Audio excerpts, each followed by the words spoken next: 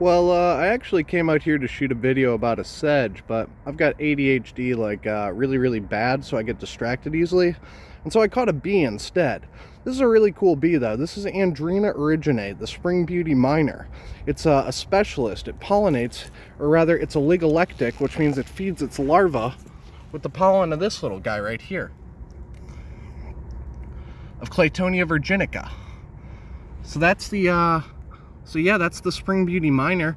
A damn good sure sign of spring. Absolutely, this little guy. Little lady, probably, because I found her on these flowers, actually, probably getting some pollen for her kids. So we're just gonna pop this lid off, and she will go free eventually. Look at her little mandibles. She's such a cute bee. Just adorable. Oh yeah. Don't you just love that? Nature's fascinating, folks. And this bee will pollinate. It'll get nectar from other plants, but it's a specialist. It only takes the pollen from the spring beauties. So there you go, Andrena erigene. Oh, she fell over. She's okay. It's a little cold, maybe. Maybe that's why she's sluggish. Yeah, get up in that cardamine, maybe. Get some nectar out of that. It's Cardamine catenata. The cutleaf toothwort, they call that, in the Brassicaceae. Family's Montiaceae on the Claytonia. But, yeah, so that's a nice detour. Let's find this sedge, though. On the subject of bugs, there's actually a mosquito that's giving me a run around right now, and I think it might be... Feels like it's too early for that, but you know what? I don't even care. I'm happy to see bugs again after winter. But that's beside the point. Here's the sedge that I wanted to show you guys, and what we're gonna do with this sedge is we're gonna have a fun time. We're gonna talk a little bit about the Carex floral morphology, because Carexes are a really cool group of plants, super badass, super important, and super visually appealing in my personal opinion. Yeah, whoops. I do that a lot, the zoom really abruptly. Regardless, let's start at the leaves, because that's your dead giveaway for identifying this species right here. Look at that nice wrinkly texture they've got, and also note the width. You know, like one of these sections of your index finger, about an inch. This thing's pushing like an inch wide. Okay, so these are absolutely massive leaves. These belong to, of course, Carex plantaginea, also known as the plantain leaf sedge, because if you're familiar with what plantains look like, you'll notice, of course, that the leaves do bear a similarity in coloration. And I'm yelling again because there's another goddamn road right by where I'm trying to do botany, because isn't that just always the goddamn case? And it never ceases to make me happy. But anyways, let's get back to the plants, because that's what we all really give a shit about. So we got the leaves, okay? Now what we're gonna note next is we're gonna note the basal sheathing. Ooh, what's basal sheathing, you ask? Well, you're gonna get right up into the base of the plant, and you can see that red in there. See that nice red color? Oh God.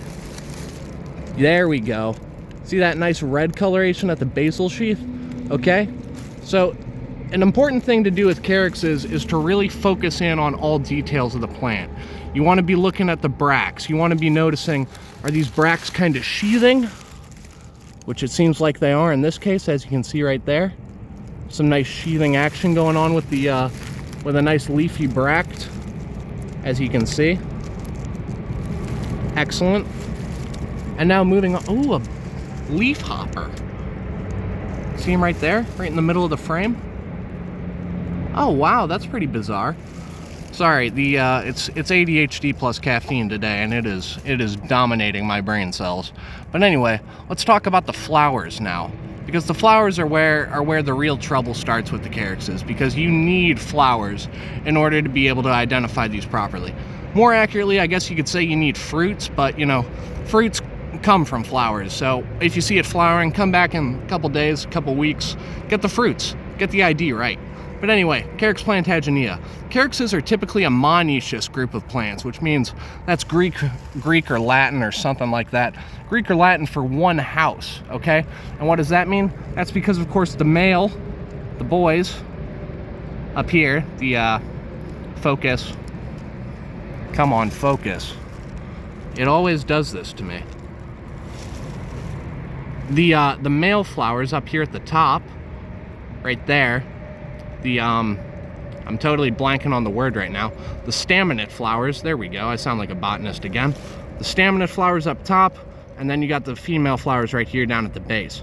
So it's one house. The flowers are housed on the same plant. That's being contrasted with a dioecious plant where the male and female flowers occur on different plants. Now I've already kind of gone over this, but up here up top, these are the male flowers, the staminate flowers. Down here, these little feathery looking ones are the pistillate flowers, or the female flowers.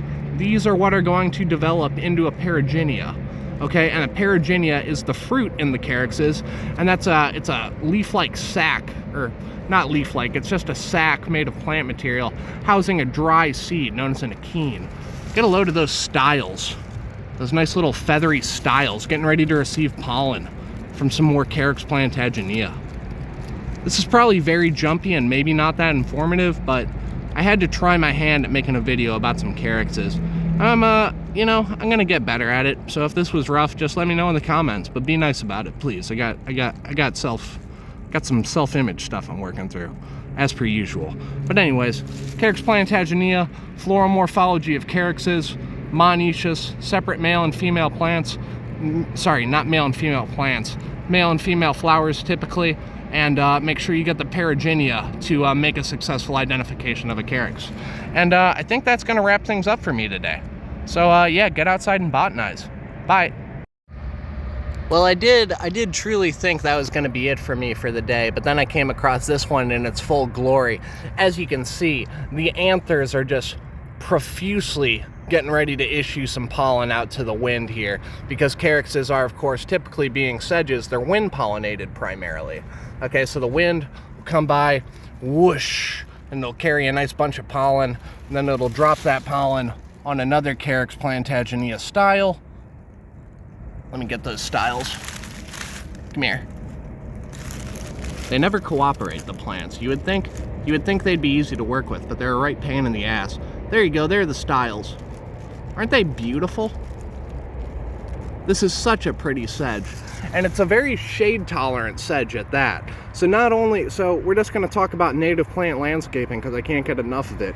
If you've got a shady spot in your lawn and nothing's growing there, why don't you go do some legwork and try to find a nice reputable vendor to get some Carex plantaginea in your yard, because this is it's a gorgeous sedge, as you can see here, and it's in my opinion highly underrated. But I think all sedges are underrated. So there you go. There's Carex plantaginea. You got the pollination mechanism now with that nice illustration of the wind coming by to get some pollen. Whoosh. Oh yeah, we're having a great time. Sedge season is starting up in earnest, folks, and I am ready for it. But anyway, Carex plantaginea. Section here is Caricology, the three-angled wood sedges, I think is what they call them. But the taxonomy of Carexes is a complete and total mess. So not sure if that's still valid. But anyway, I think this is it for real now. Now that I got one in full glory, you've seen what the boys look like at maturity, and the only thing I'm not able to show you is the paragenia. But you know, maybe in a couple weeks I'll come back out here and show you guys those as well, just to give you the full picture of Carex plantaginea. Anyways, have a good one.